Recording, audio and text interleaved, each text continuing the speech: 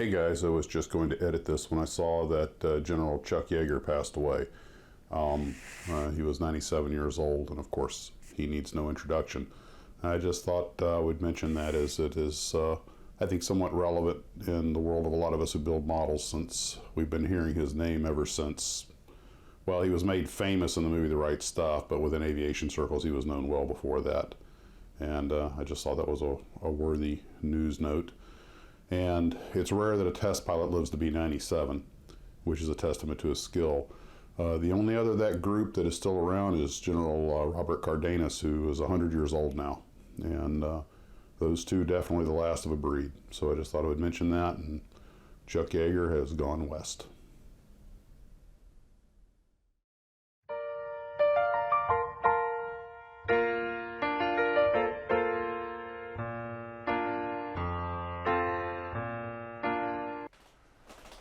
Well, good morning all, and I was thinking about instruction sheets this morning. How many times have you had an instruction sheet that the parts were so poorly drawn, or a particular part that you wound up putting the wrong part someplace because the part that was drawn was just, it actually, you're like, I can't figure out what that part is. Nothing on the tree looks like this.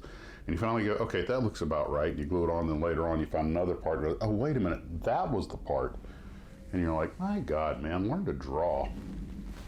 Or it's nothing but an exploded diagram where it doesn't tell you what order to put things in. You go, well, I guess it doesn't matter. And all of a sudden you realize you have no way to affix a wheel or a propeller because, oh, that part was supposed to go in before this. Or you get one, that stagecoach, it was, although the diagrams were critical, it was also a lot of very detailed textual instruction. Probably the best instruction sheet, at least just aesthetically, or at least one of the best I've seen, was with that Czech Models Brewster Buffalo. Not only they have really nice drawings that are very clear and detailed, but since there's so many variants of the airplane, it put them all in different, it had multiple drawings, like if you're making this model, this one, or they'll have an exploded diagram of something, and it'll say, and it'll have a bunch of different parts with what type of aircraft type you're making to put that in for. If you're making this version, use this part. If you're using this version, use this part. If you're using this version, omit the part. And you realize that making instructions for a model airplane, or a kit model I should say, can be a fairly tedious task. With the stagecoach was one of the toughest, which is one reason they had so much text, because there were so many similar looking little parts that are very specific on how they go in with something that people couldn't relate to unless you're used to hitching up a stage team. You probably don't have any background on the kind of stuff they were using. Whereas you're an airplane guy or a tank guy, you can usually look at a part and tell how it goes together. And for example, I'm looking forward to building this MiG-17 that Mr. Chaplin sent me, and just noticed he tagged himself a Phantom there. We got the ace of the base here, and although I might put it in Russian markings, but I don't know, that's a pretty cool camo scheme. I have to think about that. But I imagine a model like that, most of us could probably 90 to 100% build without even using the instruction sheet. But so some of the engines on these cars, and some of the, if you're building a dragster or something, or a wagon or something, just something that you are not accustomed to seeing out in the real world, or haven't built models of before, you're like, this goes where? It does what?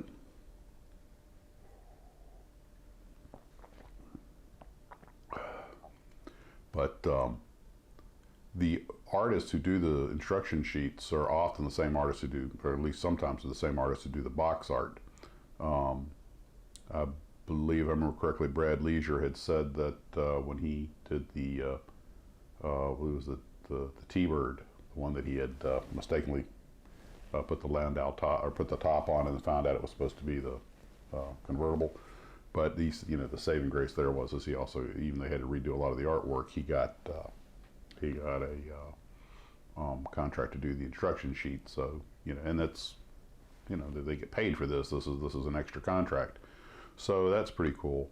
And I remember some of the kits I've seen. I'm sure we've all had those kits where it's just one big exploded drawing of the airplane, which really is all you need. And half the time, if you're any kind of experienced model builder, you probably don't need that. But that aside, though, it is still really important to get good artwork to make the parts look like the parts. Very rarely, although there have been a few times in the past where they actually used photographs of the model parts and show how they go together. And depending on where you're at, I guess if you don't have an artist on staff, that would make sense.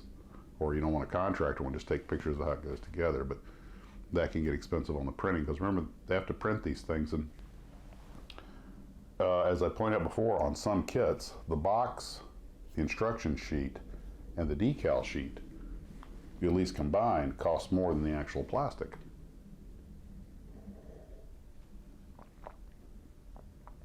As we've discussed before, once you go to mold made and everything's set up, the actual per unit cost of producing a model isn't really that high, but it's all the gear getting it set up.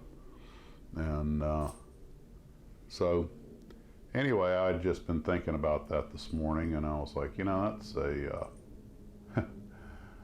the instruction sheets, we would gripe about them when they make a mistake, but we really don't give them any love. And I say, as well as my old box tops, I save all my old instruction sheets also. And I got them all stacked up in a drawer. I don't know why. And of course, you have the Guilos kits or the balsa models where the instruction sheet is the plan form of the airplane, so it usually gets pretty torn up during construction. But they tend to be pretty detailed, although there have been a couple of times it seems there's instruction sheets on these balsa kits, and even though it's all laid out, you're kind of like, yeah, I could use a little help here, guys. Well, what exactly does that mean? I'm not getting your point here. So, or, it makes it easy to put something in backwards.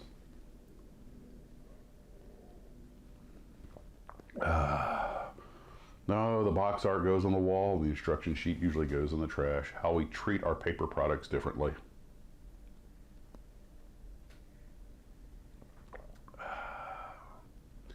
And don't tell me you've never used an instruction sheet as a backstop for a rattle can. Oh, I got to spray paint this. Oh, I'm done building. I'll just put it on the instruction sheet.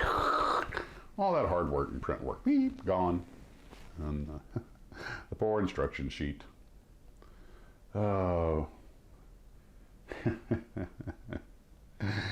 I was just thinking, it's like, it's like the disposable diaper of model building.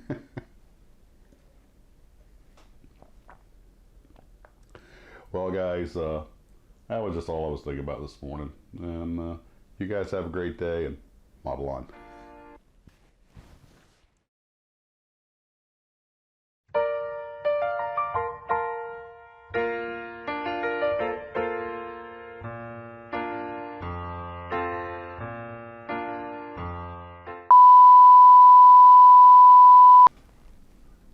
Good morning, all.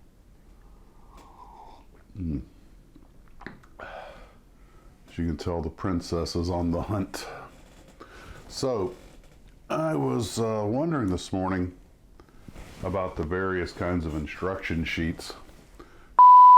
Not an uncommon kind of... Oh, wow, that sun is just in the worst possible place. Well, good morning. The princess is in her perch, waiting for the lizard to come through the door. Steady, lads. Steady. I'm not going to need the instruction sheet to put this cobra together. I guarantee it. Could probably do the MIG without it. But you get into you hand me a model car or with all the engine parts and everything. No, if it's an NPC or an AMT, I could probably figure it out. But you hand me a model dragster, yeah, we'd definitely be face down in the instruction sheet. And that stagecoach, woohoo!